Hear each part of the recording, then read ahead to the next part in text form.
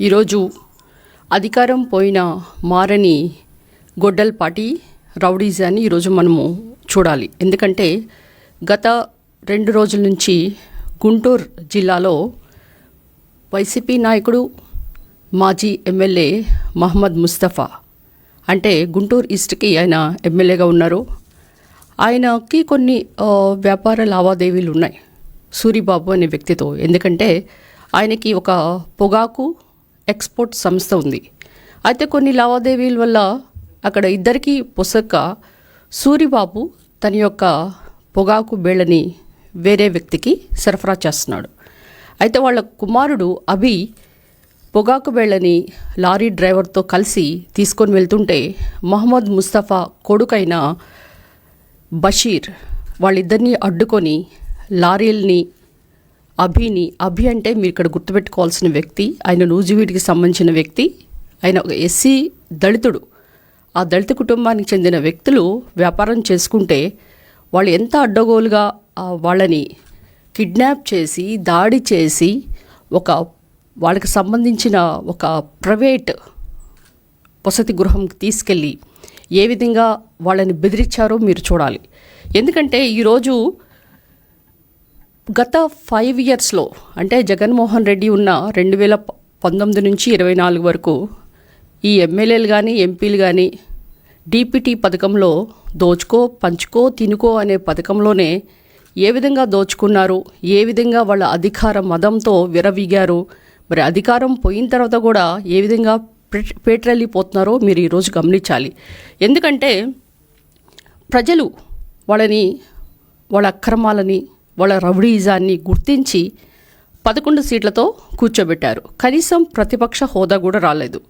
అయినా కానీ వాళ్ళ మైండ్ సెట్ కానీ బుద్ధిలో కానీ ఎలాంటి మార్పు లేదు అనేది ఈరోజు ఈ యొక్క సంఘటన ఒక నిదర్శనం. ఎందుకంటే పోలీసులు వెంటనే ఆ ఘటనకు స్పందించి నేరస్తుల్ని, తర్వాత అందులో ఎవరైతే ఇన్వాల్వ్ అయ్యారో 5గురిని అరెస్ట్ చేయటము. అంటే ఎవరైనా కానీ చట్టంకి చుట్టాలు ఉండరు, పోలీసులు వాళ్ళ పని వాళ్ళు చేసుకెళ్తారు. ఎన్డీఏ కూటమిలో ప్రజలకి ఎలాంటి రక్షణ ఉన్నది అనేది ఈరోజు మనం నిదర్శనంగా చూసుకోవచ్చు. అంటే ఈరోజు వాళ్ళు చేస్తున్న దౌర్జన్యాలు, వాళ్ళు చేసిన అక్రమాలు, మరి కిడ్నాప్లు, దాడులు ఇవన్నీ చూస్తుంటే మనము ఒక సెయింట్ ఉంటుంది సినిమాల్లో, కుదిరితే ఒక కప్పు కాఫీ, కుదిరితే 4 మాటలు అన్నట్లు వాళ్ళు ఎలాంటి దాడులు చేస్తారంటే కుదిరితే 3 దాడులు, మరి కుదిరితే 3 కిడ్నాప్లు, లేకపోతే హత్యలు. ఇది వాళ్ళ యొక్క మైండ్ సెట్. అయినా కానీ ఇంత జరుగుతున్న జగన్మోహన్ రెడ్డి మరి ఒక పార్టీ పెట్టి, ప్రాంతీయ పార్టీ పెట్టి మాజీ సీఎంగా ఉండి మరి ఆయన ఏం చేస్తున్నారు? గుడ్డి గుర్రానికి పళ్ళు తోముతున్నారా అని ఈరోజు నేను అడుగుతున్నా. ఎందుకంటే అధికారం లేకపోయినా ప్రాణాలకి మరి స్వేచ్ఛకి భంగం వాటిస్తున్న వీళ్ళందరినీ మరి వైసీపీ ప్రభుత్వం ఏం చేస్తుంది? వాళ్ళ కూటమిలో మరి మేమెంత ప్రజలకి నిష్పక్షపాతంగా, పారదర్శకంగా ఎలాంటి పాలన అందిస్తున్నాం? ఎక్కడైనా కానీ హత్యలు కానీ నేరాలు కానీ జరిగితే ఇమ్మీడియట్గా తక్షణమే వాళ్ళ మీద యాక్షన్ తీసుకుంటున్నాం. మీ ప్రభుత్వంలో మీరు గమనిస్తే దళితులకి ఎంతమందికి అంటే ఆల్మోస్ట్ 59,000 మంది మరి దాడులు జరగటం, 191 మంది వాళ్ళు హత్యలు గావించబడటం మనం చూసాం. ఇందులో మీరు మరి ముఖ్యంగా ఎప్పుడు గమనించాల్సిన విషయం ఏంటంటే జగన్ మామ నేను మీకు అండగా ఉంటాను అని ఎలక్షన్ల ముందు అని చెప్పి ఆ జగన్ మామ ఎప్పుడు మామగా లేడు. ఆ మామగా ఎవరికి ఉన్నాడంటే నేరస్తులకు మైన మామలాగా ఉన్నాడు. ఆయన చేసింది ఏంటంటే డ్రైవర్ సుబ్రహ్మణ్యాన్ని ఏ విధంగా ఒక స్విగ్గీ జొమాటోలో మన డోర్ డెలివరీస్ ఎలా తెచ్చుకుంటామో ఆ విధంగా అనంతబాబు చేస్తే వాళ్ళని పక్కన పెట్టుకొని సన్మానాలు చేస్తారు. ఇక మీరు గమనిస్తే మరి డాక్టర్ సుధాకర్ ఏ విధంగా మాస్క్ పెట్టుకోకపోతే ఆయన చిత్రవద చేసి ఆయన చనిపోవడానికి కారణమయ్యారో మీరు గమనించాలి. అధికారమే వాళ్ళకి ఆయుధం, అరాచకమే వాళ్ళ ఆచరణ. ఇది వైసీపీ నేరస్తుల పార్టీ, ఫ్యాక్షన్ పార్టీ అని వాళ్ళు గుర్తు చేసే విధానం. ఎందుకంటే యథా రాజా తదా ప్రజ అంటారు. మరి ఏ విధంగా రాజు పరిపాలిస్తే కింద క్యాడర్ కూడా ఆ విధంగానే పరిపాలిస్తుంది. గుంటూరులోనే మీకు తెలుసు ఆగస్టు 15న రమ్య అనే ఒక అమ్మాయి బీటెక్ చదువుతున్న అమ్మాయి ఏ విధంగా హత్య గావించబడిందో, మరి వీళ్ళ యొక్క అఘాతకాలకి మీరు ప్రశ్నించినందుకు, అక్రమాలని ప్రశ్నించినందుకు డాక్టర్ అనితారాణి ఏ విధంగా చనిపోయింది, మరి మాస్క్ పెట్టుకోలేదని చీరాల కిరణ్ ఏ విధంగా చనిపోయాడు, కావలి కరుణాకర్ ఆయన యొక్క చేపల చెరువుని కబ్జా చేసి ఏ విధంగా చనిపోవడానికి మీరు కారణమయ్యారో ఒకసారి గుర్తు చేసుకోవాలి. ఇక పరిటాల రవిని ఏ విధంగా కాల్చి చంపారు, మరి మీ సొంత బాబాయ్ అయిన వివేకానంద రెడ్డి గారిని నరికి తలలో ఉన్న బ్రెయిన్ కాస్త బయటకు వచ్చే విధంగా చంపారు అని మీ చెల్లి షర్మిలానే చెప్పిందా లేదా?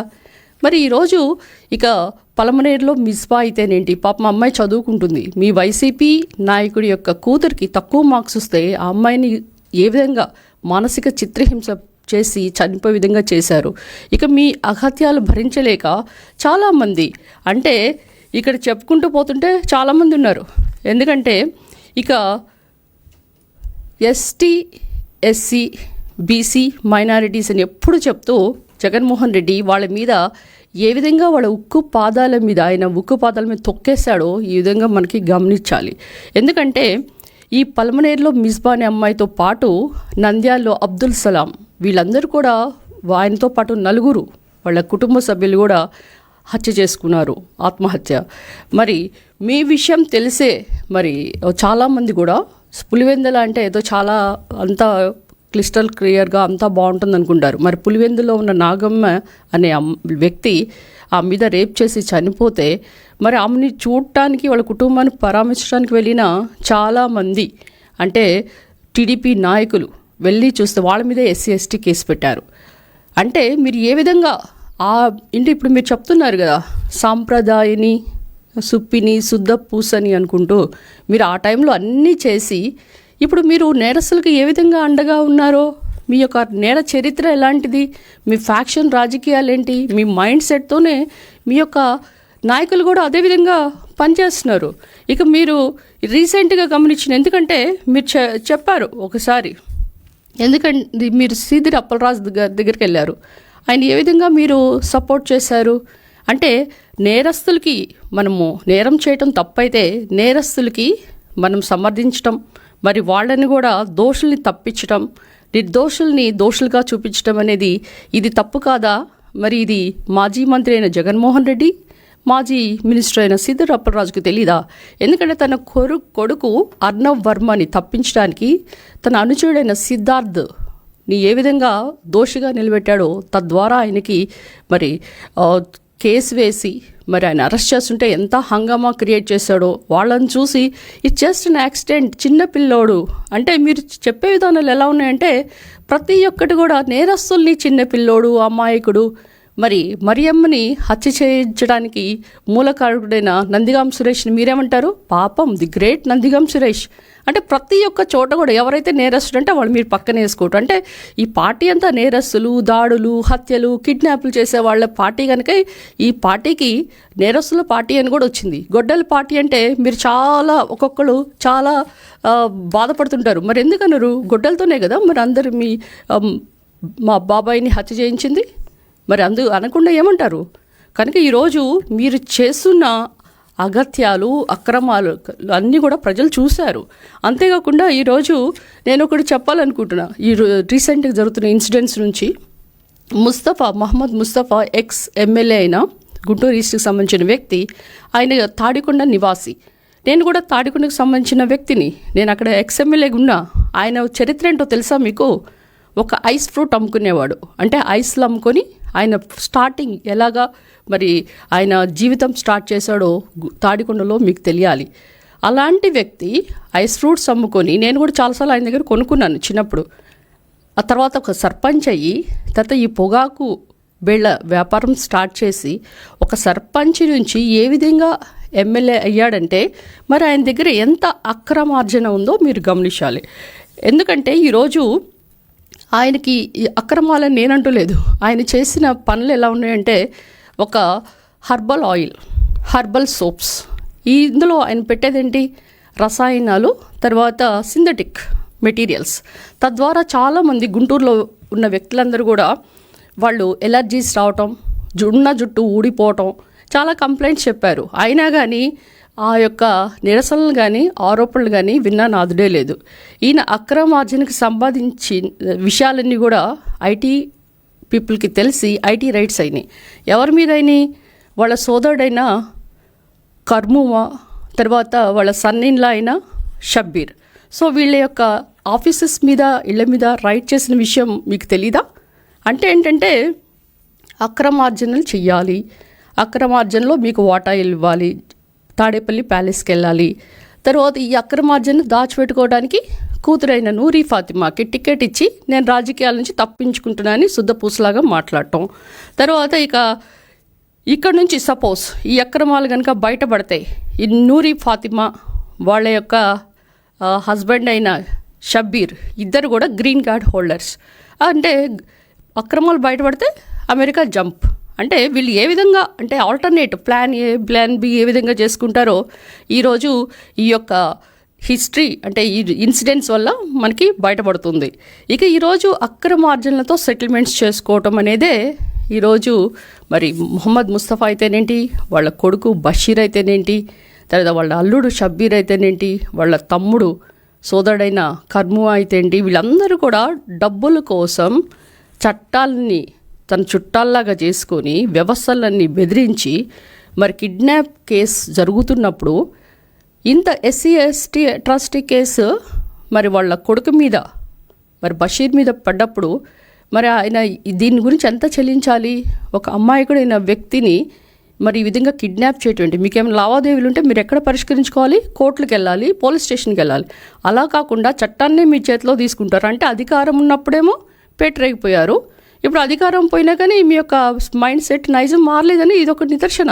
మరి ఇంకోటి ఏంటంటే ఆయన డైరెక్ట్గా పోలీస్తోనే మాట్లాడినట్టు పోలీసుల కాల్ రికార్డు కూడా ఉంది. మహమ్మద్ ముస్తఫా ఫోన్ చేసి చెప్పాడు.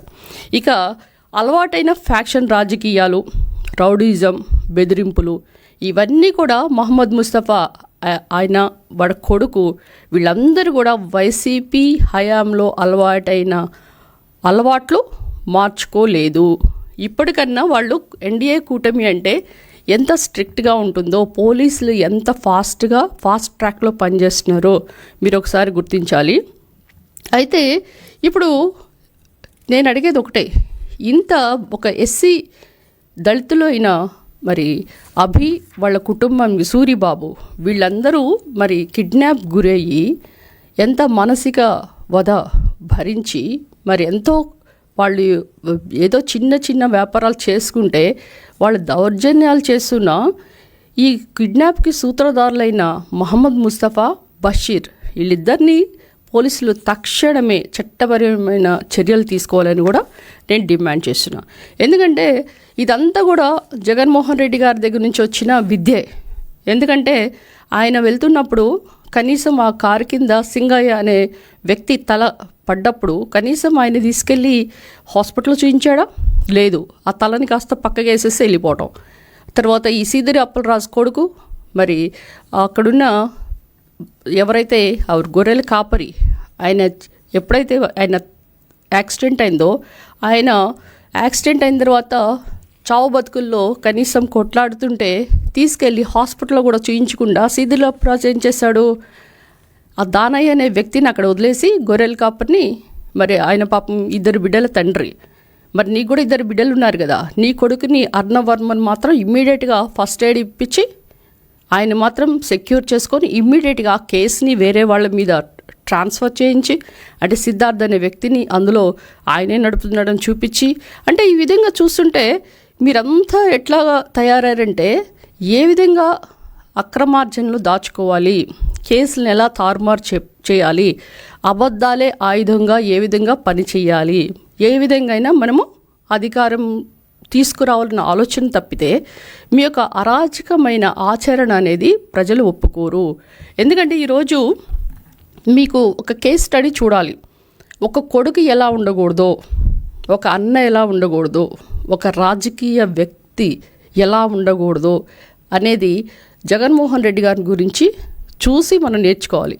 అంటే ఎందుకంటే మనం ఒక డాక్టర్గా నేను చేసినప్పుడు ఒక కేసు ఇస్తాం మా కింద స్టూడెంట్స్కి. ఆ విధంగా ఈరోజు ఒక జగన్మోహన్ రెడ్డి గారి కేస్ స్టడీని ప్రజలకి చూపించాలి. ఎందుకంటే ఇలాంటి రాజకీయాలు, ఈ యొక్క అక్రమార్జనలు, ఈ విధంగా రౌడీజాలు, ఆకు రౌడీలాగా, వీధి రౌడీలాగా మీరు పనిచేస్తే రానున్న రోజులో ఈ యొక్క వైసీపీ పార్టీ అనేది ఎంత ప్రమాదకరమైనదని ప్రజలు కూడా గుర్తించారు కనుకనే మీకు 11 సీట్లు ఇచ్చారు. అయినా కానీ మీరు ఇంకా మారలేదు.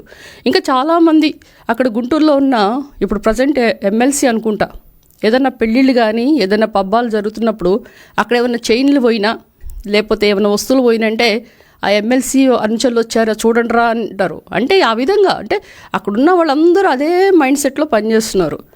ఇక చాలా విషయాల్లో ఇక వాళ్ళ అనుచరులు అయితే వెళ్తూ కారులో పక్కనున్న గొర్రెలను మేకలను కార్లో వేసుకుని వెళ్ళిపోవటం. అంటే ఇక వాళ్ళ దౌర్జన్యాలు ప్రశ్నించే వాళ్ళు లేరు. మేము ఏ విధంగా కూడా దందాలు చేస్తాం, కిడ్నాప్లు చేస్తాం, అక్రమాలు చేస్తాం, మా ఇష్టం అని మీరు బిహేవ్ చేస్తే పోలీసులు ఏమీ వదిలిపెట్టారు. ఇప్పుడు రానున్న రోజుల్లో ఈరోజు ఎన్డీఏ కూటమి నుంచి పోలీసుల్ని మేము అడుగుతున్నాం, తక్షణమే ముస్తఫా వాళ్ళ కొడుకైన బషీర్ని ఈ యొక్క ఏదైతే ఈ కిడ్నాప్కి సూత్రధారులైన వీళ్ళిద్దరిని కూడా మీరు తక్షణమే తగిన చర్యలు తీసుకోవాలని కూడా కూటమి ప్రభుత్వం నుంచి నేను డిమాండ్ చేస్తున్నాను. Thank you.